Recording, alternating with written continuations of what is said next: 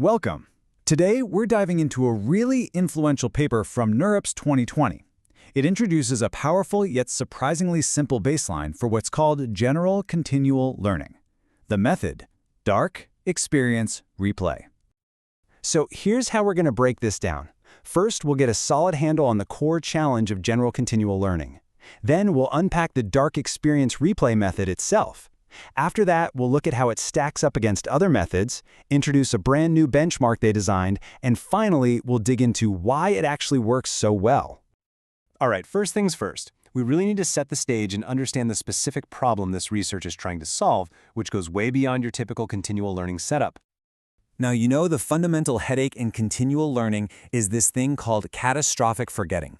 It's that frustrating moment when your model learns something new and, in the process, completely wipes out what it learned before. Okay, so the authors focus on a much more realistic and, frankly, much tougher scenario called General Continual Learning, or GCL. And it has these three key rules. 1. No clear boundaries between tasks during training. 2. At test time, you don't get a heads up on which task you're seeing. And 3. The memory you use has to be constant and limited. As you'll see, most methods just can't check all three of these boxes. And this is where it gets really interesting. When you actually map existing methods against these GCL requirements, you see a pretty big gap. Look at this table. Very few are fully compliant. This is the exact space that Dark Experience Replay was built to fill. So now that we know the why, let's get into the how. We're going to dive into the core idea of the paper, the Dark Experience Replay method, or DER for short. The real beauty of this method is in its objective function. It's so elegant. You've got your standard classification loss on the current data, nothing new there. But then you add this second regularization term.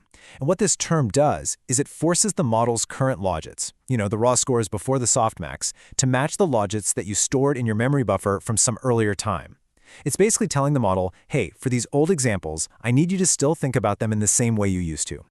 Now, a really clever detail here is how they manage the memory buffer.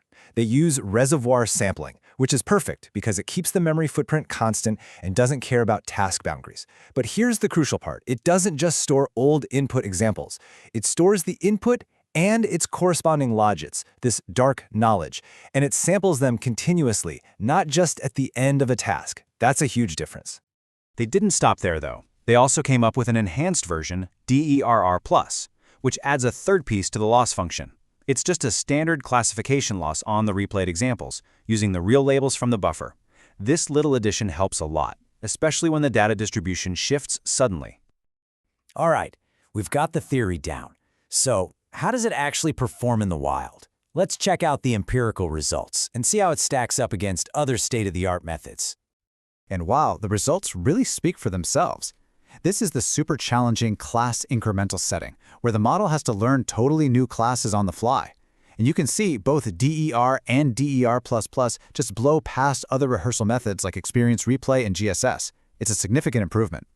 And you see that same strong performance in the domain incremental setting too. Here, the authors argue that by matching the logits, DER is actually preserving the similarity structure between classes across different tasks, which turns out to be incredibly valuable in this scenario. But they didn't just test it on the usual suspects. They actually went a step further and created a brand new protocol specifically designed to push methods under these strict GCL conditions. And this benchmark, MNIST360, is a real beast. It takes the MNS digits and puts them through a slow 360-degree rotation, so you've got this gradual shift. But then, on top of that, it throws in these sharp shifts, where new digit classes just appear out of nowhere, and all of this happens in a continuous stream, with no task boundaries at all. So on this really tough new benchmark, what do we see? Will DER and DER++ come out on top yet again? They consistently outperform other GCL-compliant methods across all different buffer sizes. This really cements their position as a go-to baseline for anyone doing research in this area. Okay, this consistent, state-of-the-art performance is great, but it begs a really important question. Why does something this simple work so incredibly well?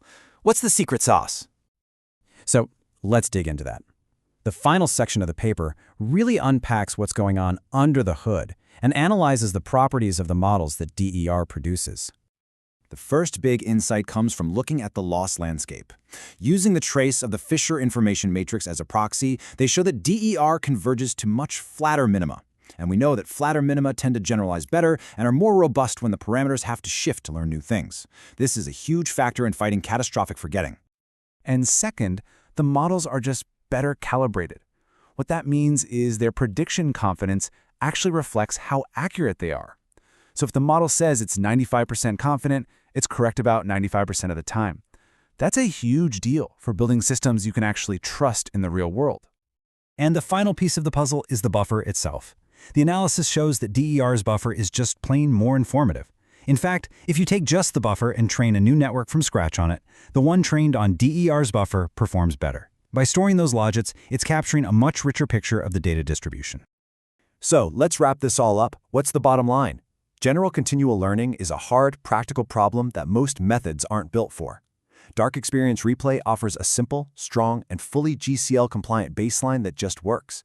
It consistently beats the state-of-the-art, and its success boils down to finding flatter minima, being better calibrated, and building a smarter memory buffer.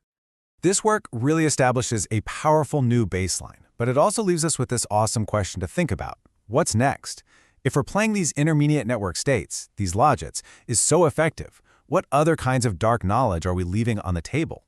It really opens up some exciting new directions for the whole field.